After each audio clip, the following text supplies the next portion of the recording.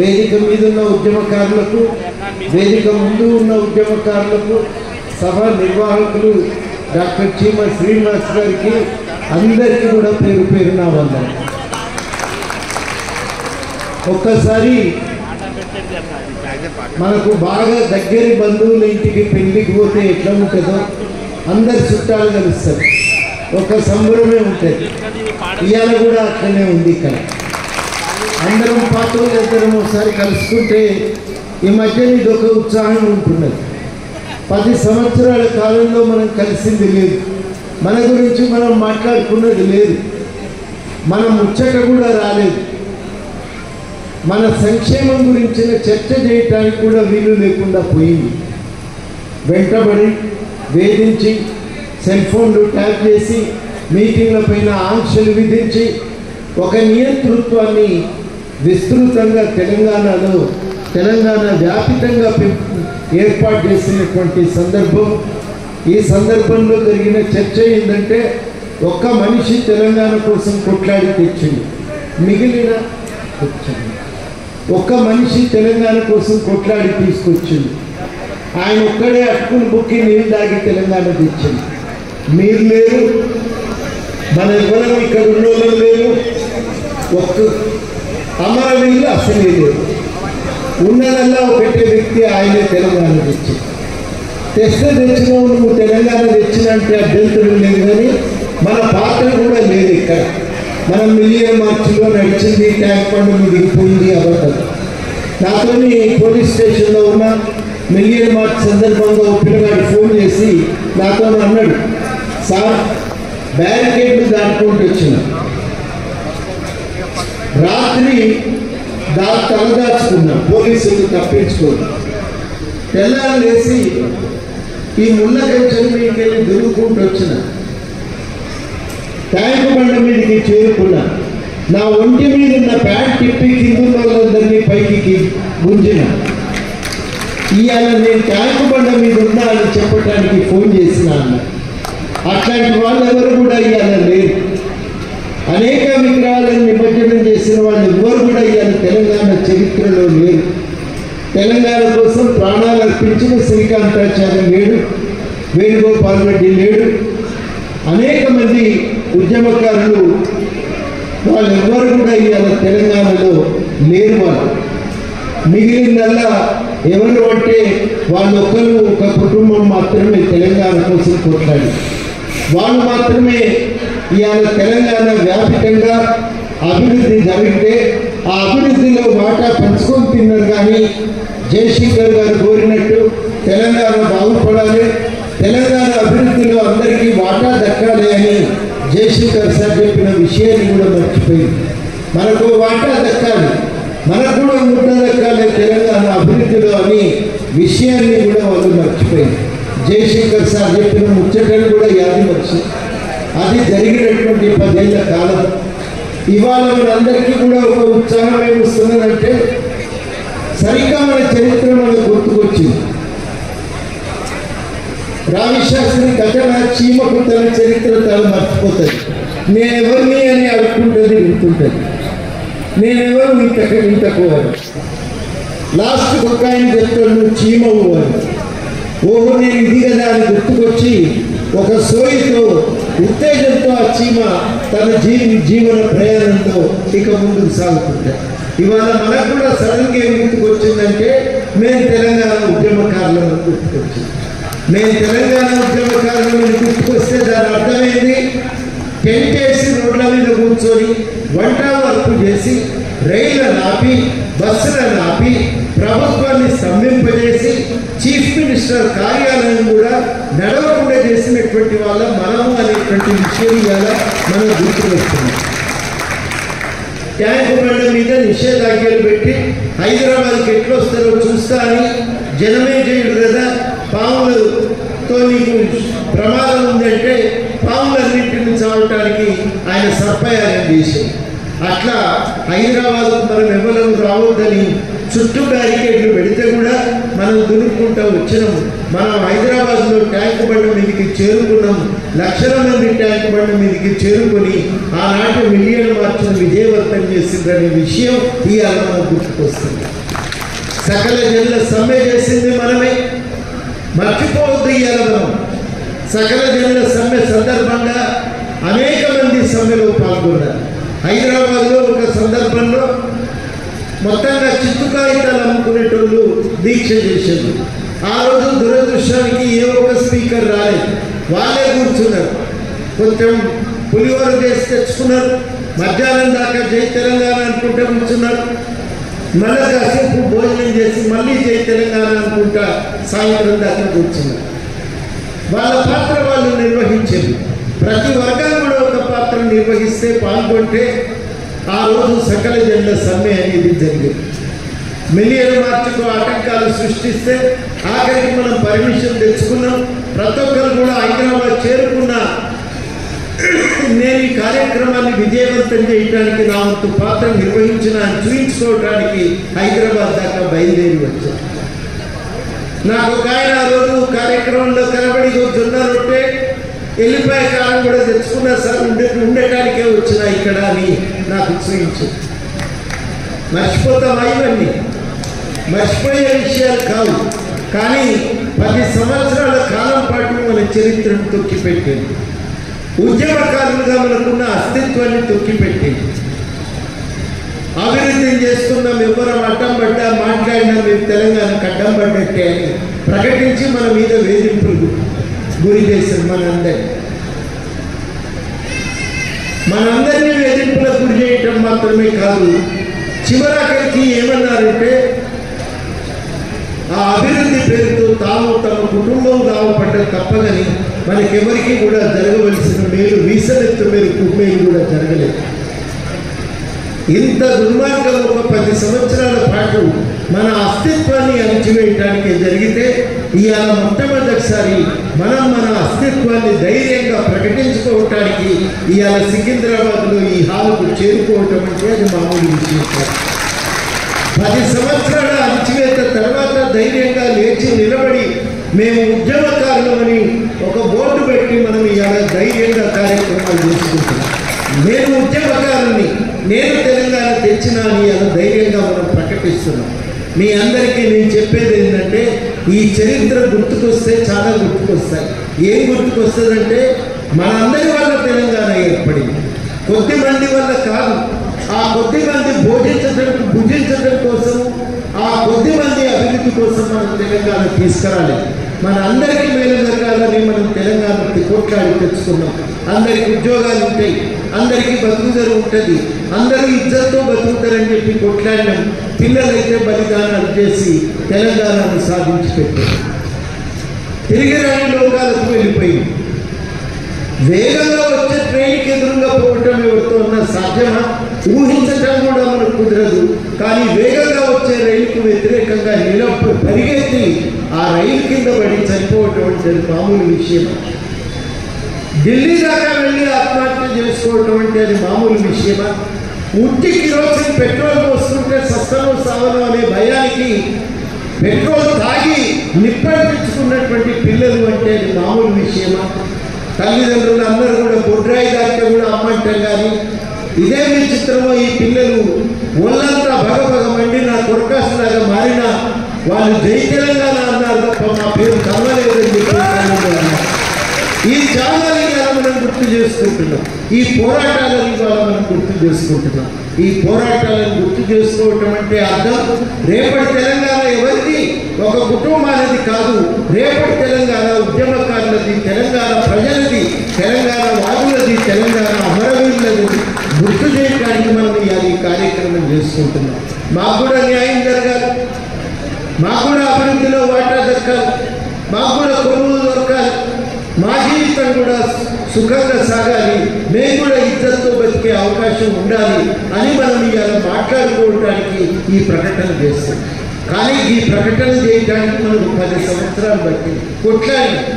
కొట్లాడినాం, పోరాటం చేసినాం, అన్ని చేసినాం. కానీ 10 సంవత్సరాలు ధైర్యం చేసి మాట అనలేకపోయినాం. ఇవ్వాలంటున్నాం మేము ఉద్యమకారులను, ఇది మేము తెచ్చిన తెలంగాణ, ఇది మా తెలంగాణ అని చెప్పి చెప్పి ఇవాళ మనం ప్రకటిస్తున్నాం. ఇది ధైర్యంతో ఇవాళ మనం ఒక జెండా ఎగరవేస్తున్నాం. ఇది మామూలు విషయం కాదు. ఈ జెండా ఎగరవేసినటువంటి మనం ఇవాళ చేయవలసింది ఏంటంటే ఈ చరిత్రను దృష్టిలో పెట్టుకొని భవిష్యత్ తెలంగాణ నిర్మాణంలో మనం మన వంతు పాత్ర పోషించాలి. నిరంకుశ పాలనను అంతమొందించడం, తెలంగాణను విముక్తి చేసినాం, ఆంధ్ర పాలకుల పెత్తనం నుంచి విముక్తి సాధించడం. నువ్వు రావచ్చు పోవచ్చు కానీ సెక్రటేరియట్లో నా చక్రం తిప్పుట కుదరదు అని చెప్పి వాళ్ళ పెత్తనాన్ని మనం కిందికి దించినాం. తెలంగాణ ఉద్యమం పేరుతో ఒక కుటుంబం పెత్తనం కొనసాగిస్తే ఆ పెత్తనాన్ని కూడా మనం కిందికి దించినాం. ఇవాళ తెలంగాణలో మనం కొంత స్వేచ్ఛగా బతికే వాతావరణం అనేది ఏర్పడ్డది.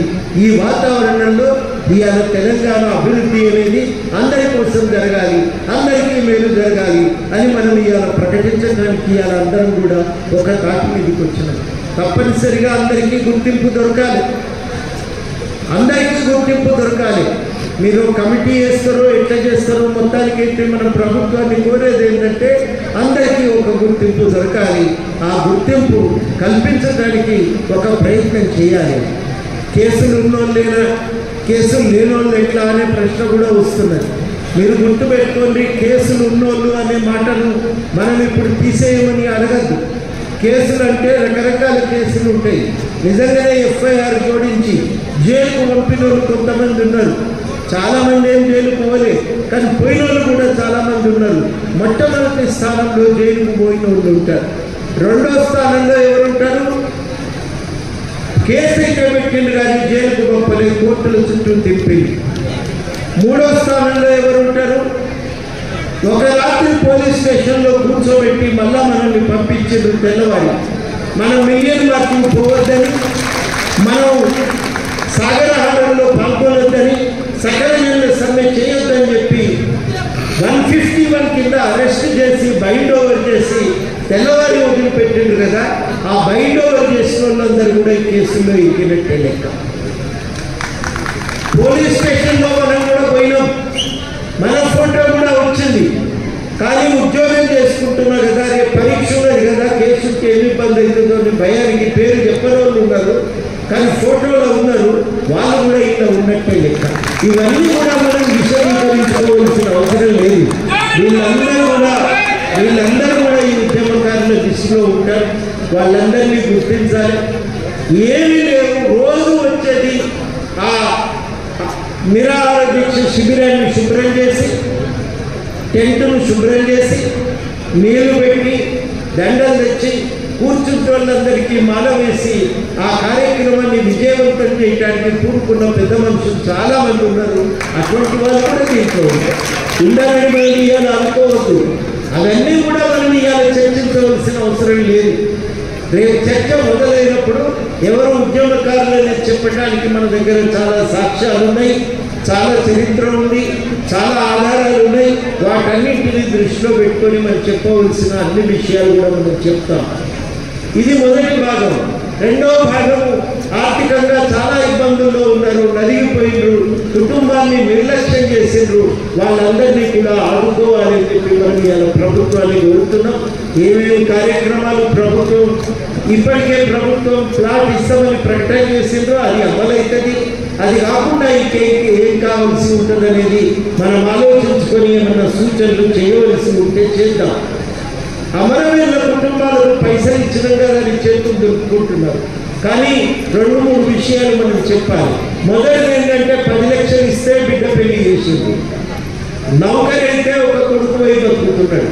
కానీ తల్లిదండ్రుల కోసం ఇవాళ ఆధారం మాత్రం లేదు. వాళ్ళకు పింఛన్ ఇవ్వటం చాలా అవసరం. అది కూడా మనం ఇవాళ అడుగుతాం. రెండవది ఏంటంటే ఆత్మహత్య యత్నం చేసి బతికినటువంటి వాళ్ళు ఉన్నారు. వాళ్ళ పరిస్థితి చాలా అగమ్యగోచరంగా ఉంది. వాళ్ళని ఆదుకోవటానికి కూడా గవర్నమెంట్ మనకు సహాయం అందించాలి. అది మనం గట్టిగా అడగాలి. కొంతమంది ఆత్మహత్య చేసుకోలేదు కానీ షాక్తో మరణించారు, గుండెపోటుతో మరణించారు, ఒత్తిడిని తట్టుకోలేక ఆవేదనకు గురై టీవీ చూసి తట్టుకోలేక ఆవేదనకు గురై మరణించారు. వాళ్ళకు కూడా సహాయం చేయమని ఇవాళ మనం ప్రభుత్వాన్ని కోరుతున్నాం. ఈ అన్ని విధాలుగా అందరినీ ఆదుకోమని చెప్పి మనం ప్రభుత్వాన్ని అడుగుతున్నాం. ఇది ఏమంత పెద్ద భారంతో కూడిన విషయమే కాదు. తప్పనిసరిగా ఈ ప్రభుత్వం మొట్టమొదటిసారిగా ఒక గుర్తింపునైతే ఇచ్చింది. జూన్ 2 కార్యక్రమం మీరు కూడా రండి, పాల్గొనండి, మీరు కూడా వీక్షించండి అని పిలవటం జరిగింది. ఒక అడుగు ముందు పడి మనకందరితో కాదు మన సంతృప్తి ప్రయాణం ఇంకా ఉంది. ఆ ప్రయాణం అంతా కూడా పూర్తి చేయాలనే ఉత్సాహంతో వాళ్ళు ఉన్నాం కాబట్టి అందరం కలిసి తప్పకుండా మన ప్రయత్నాన్ని కూడా మనం కొనసాగిద్దాం. నా వంతుగా ప్రభుత్వం దృష్టికి విషయాలన్నీ తీసుకుపోవడానికి, న్యాయాన్ని సాధించడానికి నేను ప్రయత్నం చేస్తాను. ఇంకొక మాట నేను మీ అందరికీ చేసేది ఏంటంటే, మనం చేసేది ఏంటంటే, తెలంగాణ ఉద్యమానికి ఒక ప్రత్యేకత ఉంది. నిర్ణయాలు కేంద్రీకృతమయ్యాయి కానీ ఆచరణ కేంద్రీకృతం కాలేదు. ఆచరణ ఎక్కడికక్కడ లోకల్ కమిటీలు తమ పరిస్థితులను బట్టి తాము తీసుకొని ఆ ఉద్యమ కార్యాచరణను వాళ్ళు ఆచరించారు. కాబట్టి ప్రతి ప్రాంతానికి ఒక ప్రత్యేకత, ఒక వైవిధ్యత ఉంది. ఏ ప్రాంతం వాళ్ళు అక్కడికక్కడ తమ ఉద్యమ చరిత్రను రికార్డు చేసే ప్రయత్నం చేయాలి. రికార్డు చేయకపోతే మనం తప్పు చేసిన వాళ్ళం అవుతాం. సుల్తానాబాద్లో ఒక రకంగా జరిగింది, గోదావరిలో ఒక రకమైన ఆందోళన, మంచిర్యాలలో ఒక రకంగా జరిగింది, సిద్దిపేటలో ఒక రకంగా అయింది, బోధనలో ఒక రకమైన ఆందోళన జరిగింది.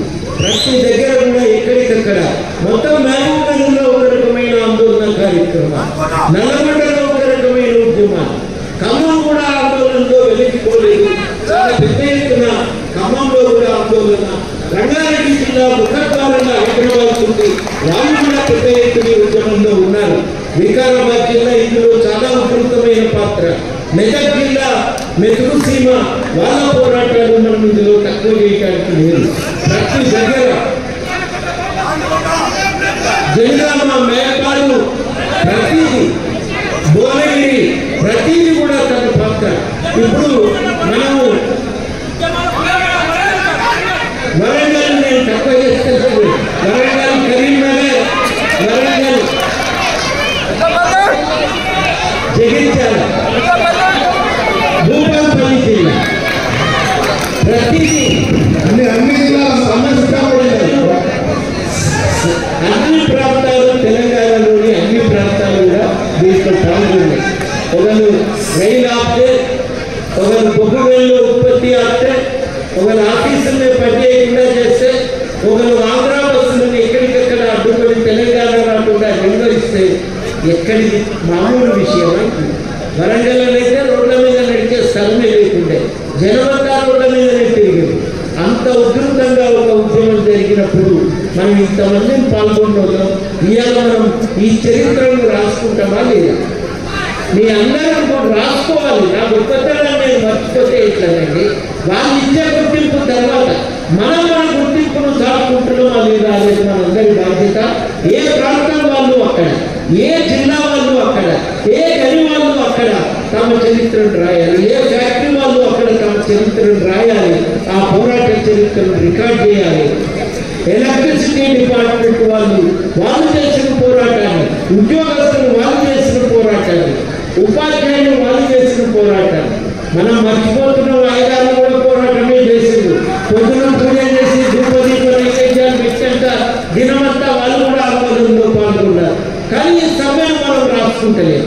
మనం మంది నుంచి గుర్తింపును కోరుతున్నాం. మనల్ని మనం గుర్తించుకునే ప్రయత్నం, మన పోరాటాన్ని రికార్డ్ చేసే ప్రయత్నం మనం చేయటం లేదు. ఆ పోరాటాలను రికార్డ్ చేయాలి. మహిళలు చాలా కొట్లాడే ఒక పాత్రను తీసుకున్నారు తెలంగాణ ఉద్యమంలో. ఆ మహిళల పాత్ర చాలా గొప్పగా చెప్పేది.